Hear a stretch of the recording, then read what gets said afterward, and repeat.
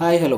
2025 ഒക്ടോബറിൽ അഡ്ലക്സ് അങ്കമാലിയിൽ വച്ച് നടന്ന ബേക്ക് എക്സ്പോയിൽ എനിക്ക് കൗതുകം തോന്നിയ ഒരു ജിലേബി മെഷീനാണിത്.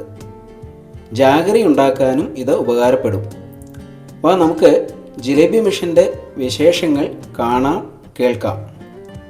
ബാംഗ്ലൂരിലുള്ള ആൻഡ് ടെക്നോളജിയുടെ ആണ് ഈ മെഷീൻ. ബേക്കറികളിൽ ഫുഡ് സപ്ലൈ ചെയ്യുന്ന ബേക്കേഴ്സിനും ബേക്കറി ഗ്രൂപ്പുകാർക്കും ഈ മെഷീൻ ഉപകാരപ്പെടും എന്ന കാര്യത്തിൽ തർക്കമില്ല.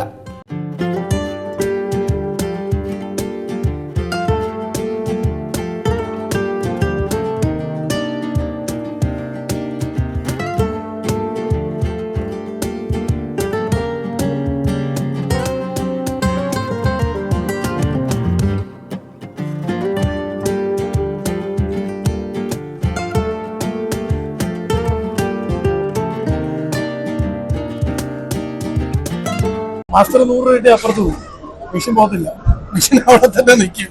അതാണ് ഇതിന്റെ പ്രത്യേകത.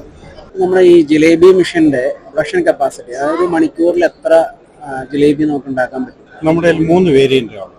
ഒന്ന് 1200 പീസ് ഒരു മണിക്കൂർ. അത് ഹോൾസെയിലുകാർക്ക് വേണ്ടിയിട്ടുള്ളത്, വലിയ വലിയ ഹോൾസെയിലുകാർക്ക്. ഒരു എക്സാമ്പിൾ പറഞ്ഞാൽ ഹൽദിറാംസ്, ബിക്കനീർവാല, അടയാർ ആൻഡ് ദവാൻ, അങ്ങനത്തെ GRB എന്നുള്ള ആൾക്കാർക്ക് വേണ്ടിയിട്ട് ഡിസൈൻ ചെയ്തേക്കുന്നത്. അതിൻ്റെയും ചെറിയ ആൾക്കാരുണ്ട്.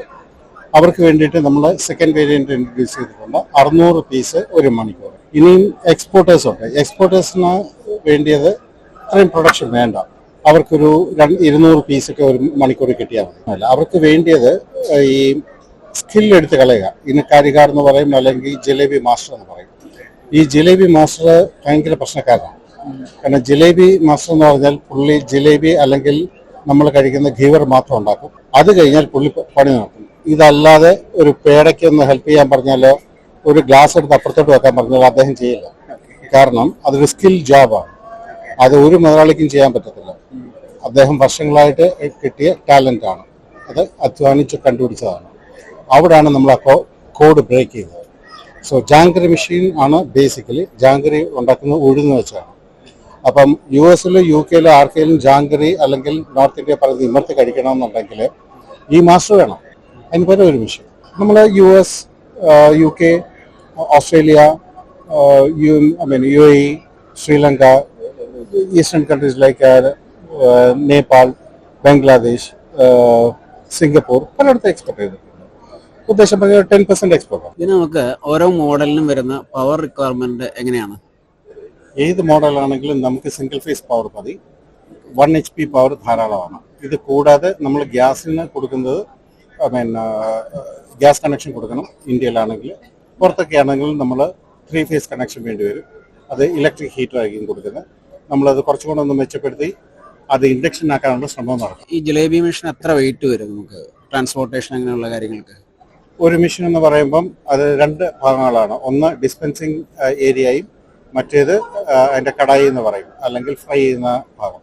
ഇത് രണ്ടും കൂടെ ചേർത്ത് അപ്രോക്സിമേറ്റ്ലി ഒരു 600 കിലോ വരും. വലിയ മെഷീൻ ആണെങ്കിൽ ഒരു 700 കിലോ വരും. ചെറിയ മെഷീൻ എക്സ്പോർട്ട് എന്ന് പറയുന്നത് ഉദ്ദേശം ഒരു 450 കിലോ ആണ്. നമ്മൾ ഉപയോഗിക്കുന്ന ഈ മെഷീനറിക്ക് ഉപയോഗിക്കുന്ന സ്റ്റീൽ ഒരു ഫുഡ് ഗ്രേഡ് സ്റ്റീലാണ്? തീർച്ചയായിട്ടും ഫുഡ് ഗ്രേഡ് സ്റ്റീലാണ് ഇൻ ടോട്ടാലിറ്റി. എവിടെയും അത് ഫുഡ് തൊടുന്നിടത്ത് മാത്രമല്ല, ഫുഡ് തൊടാത്ത ഭാഗങ്ങളും എല്ലാം സ്റ്റീൽ, ഫുഡ് ഗ്രേഡ് സ്റ്റീലാണ് യൂസ്. ഇപ്പം നിലവിൽ നമുക്കൊരു സ്റ്റാൻഡേർഡ് ഒരു മോഡലാണല്ലോ ജിലേബി എന്ന് പറയുന്നത്, അല്ലെങ്കിൽ അതിനൊരു ജാഗറി, അതിനൊരു നിശ്ചിതമായ ഒരു രൂപമുണ്ട്. നമുക്ക് ആ രൂപം ഇതിനകത്ത് പ്രോഗ്രാം ചെയ്ത് മാറ്റാൻ പറ്റുമോ? അതായത് നമുക്ക് ഇഷ്ടമുള്ള രൂപത്തിൽ ജിലേബി ഉണ്ടാക്കാൻ പറ്റുമോ? താങ്കൾ ഒരു ഒപ്പിട്ടാൽ ആ ഷേപ്പിൽ ഞാൻ ജിലേബി ഉണ്ടാക്കി തരും. പക്ഷെ ആ ഒപ്പ് കണ്ടിന്യൂസ് ആയിരിക്കണം. കുത്തും കോമയും കാണാൻ പാടില്ല. കാരണം കണ്ടിന്യൂസ് ആണെങ്കിലേ അത് നമുക്ക് എഴുതാൻ പറ്റും. ഒപ്പിട്ട് കഴിഞ്ഞാൽ 10 മിനിറ്റിനുള്ളിൽ അതേ ഷേപ്പിലും വലിപ്പത്തിലും താങ്കൾക്ക് ഞാൻ ജിലേബി തന്നു. ഈ മെഷീൻ നമ്മൾ മാനുവലി ഓപ്പറേറ്റഡ് ആണോ അതോ PLC കൺട്രോൾഡ് ആണോ? ഇതിന് 2 മോഡുണ്ട്.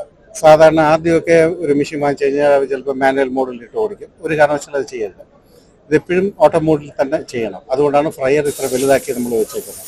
കാരണം 600 പീസ് ഒരു മണിക്കൂർ വരിക എന്ന് പറയുമ്പം അത്രയും പീസ്, ഒരു 50 പീസ് എപ്പോഴും ആ കടായിക്കകത്ത് അല്ലെങ്കിൽ ആ എണ്ണയ്ക്കകത്ത് കിടപ്പുണ്ട്. പിന്നെ ഇതൊരിക്കലും PLC കൺട്രോൾ അല്ല. PLC കാട്ടി മേളിൽ ഒരു സാധനമുണ്ട്. ഇത് അതിൻ്റെ പേരാണ് മോഷൻ കൺട്രോളർ. അതുകൊണ്ടാണ് താങ്കൾ ഒപ്പിട്ടാൽ അതേ ഷേപ്പിൽ എനിക്ക് ചെയ്യാൻ പറ്റും. ഇതൊരു ചെറിയ CNC മെഷീനാണ്. അതുകൊണ്ട് എന്ത് ഷേപ്പും നമുക്ക് ചെയ്തെടുക്കാൻ പറ്റും, അതും 10 മിനിറ്റ്. നമ്മൾ CNC മെഷീൻ എന്ന് കേട്ടിട്ടുണ്ട്, കമ്പ്യൂട്ടർ ന്യൂമറിക്കൽ കൺട്രോൾ മെഷീൻസ് എന്ന് കേട്ടിട്ടുണ്ട്. അത് തന്നെയാണ്, മോഷൻ കൺട്രോൾ തന്നെയാണ്. പിന്നെ ബാക്കിയുള്ള മോട്ടേഴ്സ് ഇൻഡക്ഷൻ മോട്ടേഴ്സ് അല്ല, ഇതെല്ലാം സെർവോ മോട്ടേഴ്സാണ്.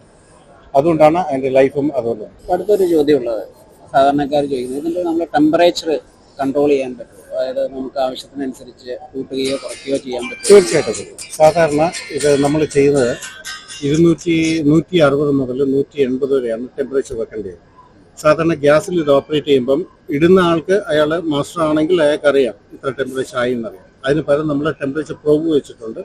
അപ്പോൾ അവർ സെറ്റ് ചെയ്യുന്ന ഒരു ടെമ്പറേച്ചർ റേഞ്ച് വരാതെ മെഷീൻ സ്റ്റാർട്ട് പോലും ചെയ്യില്ല. അതുപോലെ ആ ടെമ്പറേച്ചർ മേലിൽ പോവുകയാണെങ്കിൽ അത് കൂട്ടടിക്കുകയും ചെയ്യും. പിന്നെ ഇലക്ട്രിക് ആണെങ്കിൽ നമുക്ക് ഓട്ടോ കൺട്രോൾ ഉണ്ട്, അവർ സെറ്റ് ചെയ്യുന്നതിനെക്കാട്ടിൽ ±1 ഡിഗ്രിയിൽ ഓപ്പറേറ്റ് ചെയ്യും ഓട്ടോമാറ്റിക്. ഇതിന് സേഫ്റ്റി ഫീച്ചേഴ്സ് ആയിട്ട് നമ്മൾ ഓട്ടോ ഷട്ട് ഓഫോ ഓവർ ഹീറ്റ് പ്രൊട്ടക്ഷൻ അങ്ങനെയുള്ള ഫെസിലിറ്റീസ് ഈ മെഷീനിൽ അവൈലബിൾ ആണോ? നല്ല ചോദ്യം. ഇതിന് ഓട്ടോ ഷട്ട് ഓഫും ഇല്ല, ഒന്നുമില്ല. കാരണം നമ്മളൊരു മെഷീൻ ഡിസൈൻ ചെയ്യുമ്പോൾ, സാധാരണ ഇന്ത്യയിലോ വേൾഡിലോ ഒക്കെ ഡിസൈൻ ചെയ്യുമ്പോൾ ഒരു മോട്ടറിന്റെ ലോഡിങ് ആയിട്ട് നോക്കുന്നത്.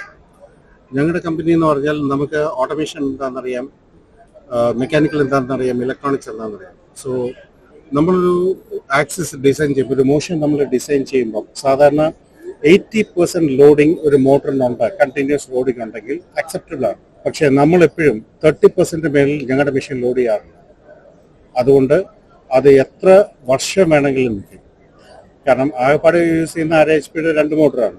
അപ്പം അത്രയും ലോഡ് അത് എടുക്കത്തുമില്ല, സെർവോ ആണ്. അപ്പോൾ എത്ര വേണോ അത്ര മാത്രമേ അത് എടുക്കത്തുള്ളൂ. അതുകൊണ്ട് അതിന് ലൈഫ് കൂടുതലും. പിന്നെ നിങ്ങൾ ചോദിച്ച സേഫ്റ്റി ഫീച്ചേഴ്സ് ഓട്ടോമാറ്റിക്കലി ആ ഡ്രൈവിനകത്തുണ്ട്. ഈ ഡ്രൈവ് എന്ന് പറഞ്ഞാൽ സെർവോ ഡ്രൈവിനകത്തുണ്ട്. So it will cut off. ഇതിന്റെ ആഫ്റ്റർ സെയിൽ സർവീസ് എങ്ങനെയാണ്? ആഫ്റ്റർ സെയിൽ സർവീസ് എന്ന് പറയുമ്പോൾ നമ്മൾ മെഷീൻ ഡിസൈൻ ചെയ്യുന്നത് 0 മെയിൻ്റനൻസ് എന്നുള്ള കൺസെപ്റ്റ് വെച്ചാണ്. നമ്മൾ ക്ലീനിങ് കറക്റ്റായിട്ട് നമ്മൾ ചെയ്യുകയാണെങ്കിൽ ഇതിന് ആഫ്റ്റർ സെയിൽ സർവീസ് വലുതായിട്ട് വരുന്നില്ല.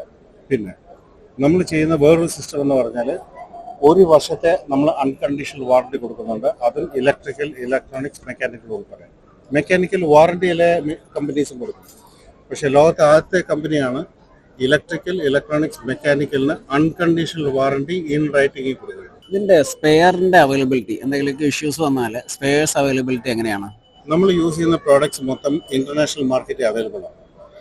എന്നിരുന്നാലും നമ്മൾ ആ മെഷീൻ ഓടിക്കാൻ 2 വർഷത്തെ സ്പെയർസ് നമ്മൾ മെഷീൻ്റെ കൂടെ തന്നെ കൊടുക്കും, including all the washers, pneumatic cylinders, പൈപ്പുകൾ, ന്യൂമാറ്റിക് പൈപ്പ്സ്, ഹോസസ്, അതിൻ്റെ കണക്ടേഴ്സ്. കാരണം നമ്മുടെ ഐഡിയ ഇതാണ്, ഒരു കാരണവശാലും മാവ് റെഡി ചെയ്ത് വെച്ചിട്ട് അദ്ദേഹം എന്നെ വിളിക്കാൻ പാടില്ല. വിളിച്ചാൽ ഇമ്മീഡിയറ്റ് റെസ്പോണ്ട് ചെയ്യും, but it may take 6 hours 7 hours. പക്ഷേ അപ്പോഴത്തേക്ക് ഒരു ക്രിമിനൽ ഓഫൻസ് നടന്നു കഴിഞ്ഞു, അത്രയും ഫുഡ് വേസ്റ്റ് ആണ്. നമ്മളൊരു ഓർഡർ പ്ലേസ് ചെയ്താൽ ആ ലീഡ് ടൈം ഡെലിവറി എങ്ങനെയാണ്? ഒരു ഓർഡർ വിത്ത് അഡ്വാൻസ് നമുക്ക് കിട്ടിക്കഴിഞ്ഞാൽ വിത്തിൻ 45 days ഞങ്ങളുടെ ഫാക്ടറിയിൽ മെഷീൻ റെഡി ആയിരിക്കും. ഇനി എക്സ്പോർട്ട് ആണെങ്കിൽ അവരായിരിക്കും ചിലപ്പം പാക്കിങ്ങും ഫോർവേഡിങ്ങും ചെയ്യുന്ന, ഇൻഷുറൻസ് ഒക്കെ ചെയ്യുന്നു, ഇല്ല നമ്മളും ചെയ്യും, കുറവ് അങ്ങനെ വരും. ഇനി ചില ആൾക്കാർ നമ്മുടെ അവിടെ വന്ന് കണ്ട് ബോധ്യപ്പെട്ട് അങ്ങനെ എടുത്തുകൊണ്ട് പോകുന്ന ആൾക്കാരുണ്ട്. അപ്പോൾ ഞാൻ പറയുന്ന ഡെലിവറി എന്ന് പറയുന്നത് the machine will be kept ready for dispatch on the 45th day or much earlier. 45 days ആണ് നമ്മൾ ചോദിക്കുന്നത്. മിക്കവാറും 30 daysനുള്ളിൽ നമുക്ക് ചെയ്യാൻ പറ്റും. ഇനീഷ്യലി നമുക്ക് ഒരു ഇൻസ്റ്റലേഷൻ ആൻഡ് ട്രെയിനിങ് നമുക്ക് ഉണ്ടാവുമോ? തീർച്ചയായിട്ടും. താങ്കളുടെ മൊബൈലിൽ നിന്ന് താങ്കൾ ഒരു കോൺടാക്ട് എടുത്ത് ഡയൽ ചെയ്യാൻ എടുക്കുന്ന അത്രയും സമയം വേണ്ട. ഈ ടച്ച് സ്ക്രീനിൽ നിന്ന് നമ്മളൊരു ഷേപ്പ് സെലക്ട് ചെയ്യുന്നു, ജിലേബിയാണോ ജാങ്കരിയാൻ സെലക്ട് ചെയ്യുന്നു, ഏത് ഷേപ്പ് വേണമെന്ന് നോക്കുന്നു, ടച്ച് ചെയ്യുന്നു, സ്റ്റാർട്ട് പറയുന്നു. ആ സിമ്പിൾ ആസ്. അവസാനമായിട്ട് നമുക്ക് പൊതുവെ എല്ലാവർക്കും അറിയാൻ ആഗ്രഹമുള്ളൊരു സാധനമാണ്, ഇതിന് എന്ത് വില വരും? 200 പീസ് ഉണ്ടാക്കുന്നതിന് ഇന്ത്യൻ മണി, അത് വിത്തൗട്ട് പാക്കിംഗ്. ഞങ്ങളുടെ ഫാക്ടറിയിലാണെങ്കിൽ 10 ലക്ഷം രൂപയാവും പ്ലസ് ടാക്സ്.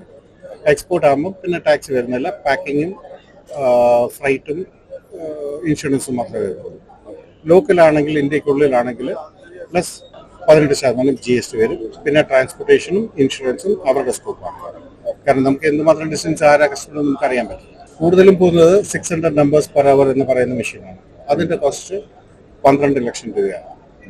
പിന്നെ 1200 numbers ഉണ്ടാക്കുന്ന മെഷീൻ്റെ കോസ്റ്റ്, അതിൻ്റെ ഡബിൾ ഉണ്ടാക്കാൻ പറ്റുന്നതിൻ്റെ കോസ്റ്റ് അപ്രോക്സിമേറ്റ്ലി 20 lakhs ആണ്, plus GST, plus transportation, insurance.